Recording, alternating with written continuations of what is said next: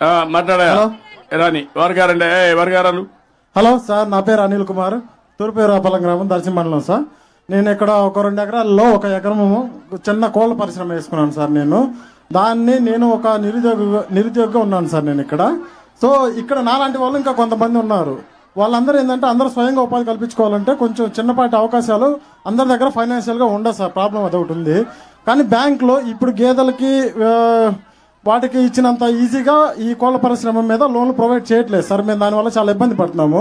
అంటే నేను ఒక్కనే కదా, అందరూ అనేది జాబ్లో ఉండకపోవచ్చు. కొంతమంది నిరుద్యోగులు ఉంటారు, స్వయం ఉపాధి కోరుకునే వాళ్ళు ఉంటారు సార్. మాకు దీని మీద మీరు ఏమి చెప్పాలనుకుంటున్నారు?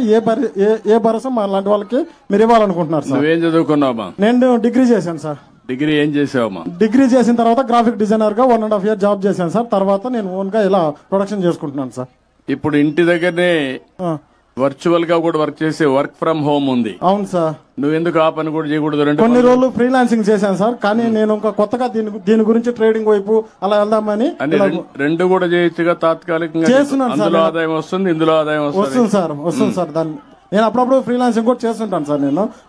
నేను ప్రీవియస్ గా చేసిన వాళ్ళు ప్రాజెక్ట్ ఇస్తే దాన్ని కంటిన్యూ చేసుకుంటుంటాను. మీరు చెప్పినట్టు యువత ఊర్లో ఊరుక ఉండకుండా ఇప్పుడు వర్క్ ఫ్రం హోమ్ వచ్చింది. ఇంటి దగ్గర కూర్చొని ప్రపంచంలో ఏ కంపెనీకి కావాలన్నా పనిచేసే అవకాశం వచ్చింది.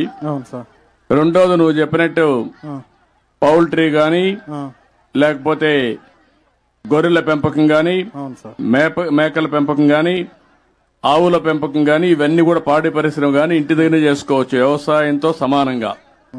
దీనివల్ల ఫార్మర్స్ ప్రొడ్యూసర్స్ ఆర్గనైజేషన్ కూడా ఉన్నాయి. అదే మరి మిమ్మల్ని అందరినీ ఎంఎస్ఎంఈ ఇంటికి ఒక పారిశ్రామికవేత్తను తయారు చేయాలన్న ఆలోచన. ఒకప్పుడు ఇంటికి ఒక ఐటీ ప్రొఫెషనల్ అనుకున్నాను. దానివల్ల ఈరోజు మీరు చూస్తే ప్రపంచం మొత్తం ఎక్కువ ఆదాయం వచ్చే వాళ్ళు ఇండియన్స్ అయితే వాళ్ళల్లో 33% తెలుగు వాళ్ళు ఉన్నారు.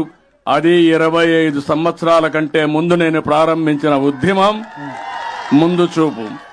దానివల్ల ఈరోజు ఎక్కడికి పోయినా మన వాళ్లే ఉన్నారు. ఇప్పుడు నేను ఆలోచించేది 1 family 1 entrepreneur. ఒక కుటుంబానికి ఒక పారిశ్రామికవేత్త ఎంఎస్ఎంఈ పెట్టాలి.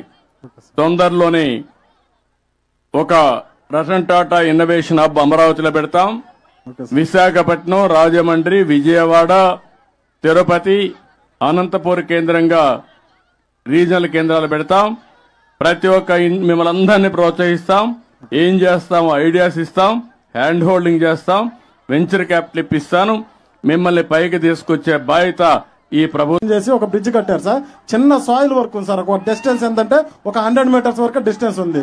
దానివల్ల మనం ఇక్కడ చుట్టుపక్కల ఇక్కడ నుంచి దర్శి ఒక 5 kilometers, అక్కడ నుంచి ఉల్లగల్ వెళ్ళాలంటే ఒక 9 kilometers, మొత్తం 15-14 kilometers వెళ్లాల్సి వస్తుంది. మనకు అది ఒక్కటే 100 meters క్లియర్ అయితే 5 kilometers లో మనం అక్కడికి రీచ్ అయిపోవచ్చు సార్. 7 గ్రామాల కనెక్టివిటీ ఉంది సార్ ఇటువైపు. కలెక్టర్ గారు ఇమ్మీడియట్ గా దాన్ని టేకప్ చేసి ఒక 2 నెలల లోపల పూర్తి చేసేయండి.